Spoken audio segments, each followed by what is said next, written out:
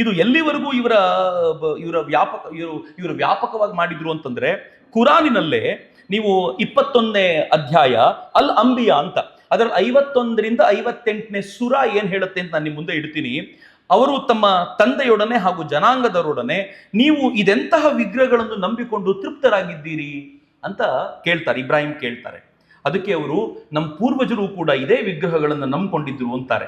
ಆಗ ಇಬ್ರಾಹಿಂ, ಖಂಡಿತವಾಗಿಯೂ ನಿಮ್ಮ ಪೂರ್ವಜರು ತಪ್ಪು ದಾರಿಯಲ್ಲಿದ್ರು, ನೀವು ಅದೇ ತಪ್ಪು ದಾರಿಯಲ್ಲಿ ಹೋಗ್ತಾ ಇದ್ದೀರಿ ಅಂತ ಹೇಳಿ ಅವನ್ನೆಲ್ಲ ನುಚ್ಚು ನೂರು ಮಾಡಿ ಒಂದು ದೊಡ್ಡ ವಿಗ್ರಹವನ್ನು ಮಾತ್ರ ಉಳಿಸಿದ್ರು. ಯಾಕೆಂದ್ರೆ ಉಳಿದವರೆಲ್ಲ ಅಲ್ಲಿ ಬರಲಿ, ಅವ್ರ ಎದುರುಗಡೆ ಅದನ್ನು ನುಚ್ಚು ನೂರು ಮಾಡಿ ಅವರನ್ನು ಕನ್ವರ್ಟ್ ಮಾಡ್ಲಿಕ್ಕೆ ಅನುಕೂಲ ಮಾಡಿಕೊಡ್ಲಿ ಅಂತ. ಅಂದ್ರೆ ಯಾವ ಗ್ರಂಥವನ್ನು ಅವ್ರು ಒಪ್ಕೊಳ್ತಾರೋ ಆ ಗ್ರಂಥವೇ ಸ್ಪಷ್ಟವಾಗಿ ಹೇಳುತ್ತೆ, ವಿಗ್ರಹವನ್ನ ನುಚ್ಚು ನೂರು ಮಾಡಿ ಅಂತ.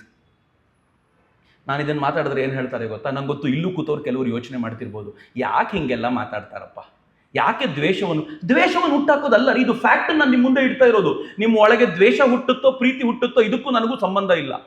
ನಾನು ಏನು ಫ್ಯಾಕ್ಟ್ ಇದೆಯೋ ಅದನ್ನ ನಾನು ನಿಮ್ಮ ಮುಂದೆ ಇಡ್ತಾ ಇದ್ದೀನಿ. ನೀವು ಹೇಗೆ ಬೇಕಿದ್ರು ಇದನ್ನು ಸ್ವೀಕಾರ ಮಾಡ್ಬೋದು. ನಾನು ಇದರ ಪರವಾಗಿಯೂ ಇಲ್ಲ, ವಿರೋಧವಾಗಿಯೂ ಇಲ್ಲ, but this is fact. Mohammad Ghazni ಆಕಸ್ಮಿಕವಾಗಿ ದಾಳಿ ಮಾಡ್ದ ಅನ್ನೋದನ್ನ ಒಪ್ಕೊಂಡ್ರಿ. ಮೊಹಮ್ಮದ್ ಗಜ್ನಿ ವಿಗ್ರಹ ಭಂಜನೆ ಮಾಡ್ದ ಯಾಕೆಂದ್ರೆ ಅವ್ನು ಮುಸಲ್ಮಾನ್ನೇ ಅಲ್ಲ ಅಂತ ಒಪ್ಕೊಂಡ್ರಿ. ಮೊಹಮ್ಮದ್ ಗಜ್ನಿ ಮತನಿಷ್ಠನಾಗಿರ್ಲಿಲ್ಲ, ಅದಕ್ಕೋಸ್ಕರ ವಿಗ್ರಹ ಭಂಜನೆ ಮಾಡ್ದ ಅಂತ ನೆಹರು ಹೇಳಿದ್ದೀನಿ, ಒಪ್ಕೊಂಡಿದ್ದೀರಿ. ಕುರಾನ್ ಯಾಕೆ ಒಪ್ಕೊಳ್ಳೋದಿಲ್ಲ? I am quoting from Quran. ಆದ್ರೆ ಇಷ್ಟೊಂದು ಕ್ರಿಶ್ಚಿಯನ್ ಹೆಂಗ್ ಸಹಿಸ್ಕೊಂಡ್ರು? ಯಾವತ್ತು ನಿಮ್ಗೆ ಆಶ್ಚರ್ಯ ಅನ್ಸೋದಿಲ್ವಾ?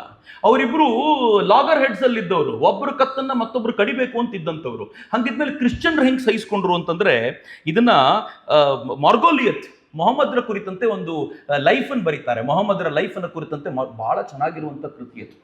ನನಗೆ ಪ್ರಾಫೆಟ್ ಮೊಹಮ್ಮದರ ಕುರಿತಂತೆ ವಿಸ್ತಾರವಾಗಿರುವಂತ ಒಂದು ಚಿಂತನೆಯನ್ನ ಕಟ್ಟಿಕೊಟ್ಟಂತ ಲೇಖಕ ಅವರು. ಆ ಪುಸ್ತಕಕ್ಕೆ ರಾಮ ಸ್ವರೂಪರ ಮುನ್ನುಡಿ ಇದೆ, ವಿಸ್ತಾರವಾಗಿರುವಂತ ಮುನ್ನುಡಿ.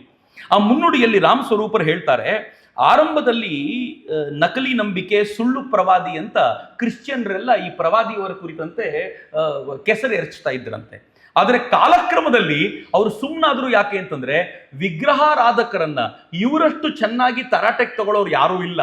ಅದಕ್ಕೆ ವಿಗ್ರಹಾರಾಧಕರನ್ನ ಎಲ್ಲಿವರೆಗೂ ಮುಗಿಸೋದಿಲ್ವೋ ಇವರು, ಅಲ್ಲಿವರೆಗೂ ಇವ್ರನ್ನ ಬಿಟ್ಬಿಡೋಣ ಅಂತ ಅವ್ರು ಸುಮ್ಮನೆ ಬಿಟ್ರು ಅಂತ ಬರೀತಾರೆ. ಅಂದ್ರೆ ಹಿಂದೂಗಳನ್ನ ಚೆನ್ನಾಗಿ ಆಟ ಆಡಿಸ್ಲಿಕ್ಕೆ ಇವ್ರ ಹತ್ರನೇ ಸಾಧ್ಯ ಆಗೋದು, ಅಥವಾ ಒಟ್ಟಾರೆ ದೇವ ಪೂಜಕರನ್ನ, ಮೂರ್ತಿ ಪೂಜಕರನ್ನ ಆಟ ಆಡಿಸ್ಲಿಕ್ಕೆ ಇವರಿಗೆ ಸಾಧ್ಯ ಆಗೋದು, ಇವ್ರನ್ನ ಬಿಟ್ಬಿಡೋಣ ಅಂತ ಬಿಟ್ರು ಅಂತ. ಇದನ್ನ ಚಾರ್ಲ್ಸ್ ಫೋಸ್ಟರ್ ತಮ್ಮ ಮೊಹಮ್ಮದನಿಸಮ್ ಅನ್ವೇಲ್ಡ್ ಅನ್ನುವಂಥ ಕೃತಿಯಲ್ಲಿ ಬರೀತಾರೆ. ಇಟ್ಸ್ ಫೌಂಡರ್, ಚಾರ್ಲ್ಸ್ ಫೋಸ್ಟರ್ ಹೇಳುವಂಥ ಮಾತಿದು, ನನ್ನ ಮಾತಲ್ಲ. Its founder was an impostor, earthly, sensual, devilish, beyond even the license of his licentious creed, but confessedly he was superior to the gross idolatry of its predecessors. Islam is a divine scheme ಅಂತ ಏನು ಹೇಳ್ತಾನೆ ಅಂತಂದ್ರೆ, ಆ ಪ್ರಾಫೆಟ್ಟು ಅವರು ಏನೇನೋ ಆಗಿದ್ರು, ಆದರೆ ಅವೆಲ್ಲವನ್ನು ಮೀರಿ ಅವರು ಯಾರು ಐಡೋಲೇಟರ್ಸ್ ಇದ್ದಾರೋ, ವಿಗ್ರಹವಾದಿಗಳಿದ್ದಾರೋ ಅವರಿಗಿಂತ ಸುಪೀರಿಯರ್ ಆಗಿದ್ರು. ಇಸ್ಲಾಂ ಅನ್ನೋದು ವಿಗ್ರಹವಾದಿಗಳನ್ನು ಧ್ವಂಸಗೊಳಿಸಲಿಕ್ಕೆ ದೇವರೇ ಕಳಿಸಿಕೊಟ್ಟಂತ, ದೇವರೇ ಕೊಟ್ಟಿರುವಂತ ವರ ಅಂದು. ಇದು ಕ್ರಿಶ್ಚಿಯನ್ ಥಾಟ್, ಇದು ಕ್ರಿಶ್ಚಿಯನ್ ಮೈಂಡ್ ಸೆಟ್ ಕಾಲಕ್ರಮದಲ್ಲಿ ಡೆವಲಪ್ ಆಗಿದ್ದು ಅಂತ. ಈ ಕೃತಿಯಲ್ಲಿ ರಾಮ್ ಸ್ವರೂಪರದ ಒಂದು ಲೇಖನ ಇದೆ. ರಾಮ್ ಸ್ವರೂಪರು ತುಂಬಾ ಸ್ಪಷ್ಟವಾಗಿ ಕಟ್ಟಿಕೊಡ್ತಾರೆ. ಯೋಚನೆ ಮಾಡಿ ಎಷ್ಟು ಚೆನ್ನಾಗಿದೆ. ಇಸ್ಲಾಂಗೂ ಕ್ರಿಶ್ಚಿಯಾನಿಟಿಗೂ ಇರುವಂತ ಡಿಫರೆನ್ಸ್ ಏನು, ಇಸ್ಲಾಂ ಮತ್ತು ಕ್ರಿಶ್ಚಿಯಾನಿಟಿ ಅವರುಗಳ ಸಿಮಿಲಾರಿಟೀಸ್ ಏನು? ಇಬ್ಬರು ಯಾವುದೇ ಬೇರೆ ದೇವರುಗಳನ್ನ ಸಹಿಸೋದಿಲ್ಲ, ಇಬ್ಬರು ಯಾವುದೇ ವೈರಿಗಳನ್ನ ಸಹಿಸೋದಿಲ್ಲ, ಇಬ್ಬರದು ಸಂಪೂರ್ಣ ನಿಷ್ಠೆ ಒಂದೇ ದೇವರ ಕಡೆಗೆ. ಇಬ್ಬರ ದೇವರುಗಳು ಹೇಗೆ ಅಂತಂದ್ರೆ, ನೀವೆಲ್ಲರೂ ಅವರ ದೇವರನ್ನೇ ನಂಬ್ತೀರಾ, ಒಪ್ತೀರಾ ಅಂತಾದ್ರು, ನೀವೆಲ್ಲರೂ ಗಾಡನ್ನೇ ಒಪ್ತೀರಾ ಅಂತಾದ್ರು, ಆ ಗಾಡ್ ನಿಮ್ ಜೊತೆ ಡೈರೆಕ್ಟ್ ಆಗಿ ಮಾತನಾಡಲ್ಲ. ನಿಮ್ ಜೊತೆ ಮಾತಾಡ್ಲಿಕ್ಕೆ ಮಧ್ಯದಲ್ಲಿ ಒಬ್ಬರು ಪ್ರಾಫಿಟ್ ಬೇಕು ಅವರಿಗೆ. ಇಬ್ಬರಲ್ಲೂ ಅದೇ ಪರಿಕಲ್ಪನೆ ಇದೆ ಅಂತ. ವ್ಯತ್ಯಾಸ ಇತರೆ ಪಂಥಗಳಲ್ಲೂ ಮತ್ತು ಇಸ್ಲಾಂನಲ್ಲೂ ವ್ಯತ್ಯಾಸ ಏನಿದೆ ಅಂತ ಅವರು ಅದನ್ನ ತುಂಬಾ ನೀಟಾಗಿ ಒಂದು ಕಡೆ ದಾಖಲಿಸ್ತಾರೆ. ದೇವರು ಯಾರನ್ನೂ ಬಹಿಷ್ಕರಿಸೋದಿಲ್ಲ, ಯಾರಲ್ಲಿ? ನಮ್ಮಲ್ಲಿ. ಆದರೆ ಅವ್ರದ್ರಲ್ಲಿ ದೇವರು ನನ್ನನ್ನು ಫಾಲೋ ಮಾಡದೇ ಇರೋರನ್ನ ನಾನು ನಾಶ ಮಾಡ್ತೀನಿ ಅಂತ ಹೇಳ್ಬಿಡ್ತಾರೆ. ಅವ್ರಿಗೆ ಯಾವತ್ತೂ ಸ್ವರ್ಗ ಇಲ್ಲ ಅಂತ. ನಮ್ಮಲ್ಲಿ ಪ್ರವಾದಿ ಬೇಕಾಗಿಲ್ಲ, ದೇವರನ್ನ ಕಾಣಬೇಕು ಅಂತಂದ್ರೆ ಯಾರೋ ಬಂದು ನನಗೆ ಮಧ್ಯದಲ್ಲಿ ನಿಂತ್ಕೊಂಡು ನಾನು ಹೇಳಿದ್ರೆ ಮಾತ್ರ ದೇವರು ನಿಂಗೆ ಕಾಣಿಸ್ಕೊಳ್ತಾನೆ ಅಂತಿಲ್ಲ. ನಾನು ಪ್ರಯತ್ನ ಪಟ್ಟರೆ ಭಗವಂತನನ್ನು ಕಾಣ್ಬೋದು. ಪೂಜೆ ಆರಾಧನೆಗೆ ನಮ್ಮಲ್ಲಿ ಪೂರ್ಣ ಸ್ವಾತಂತ್ರ್ಯ ಇದೆ.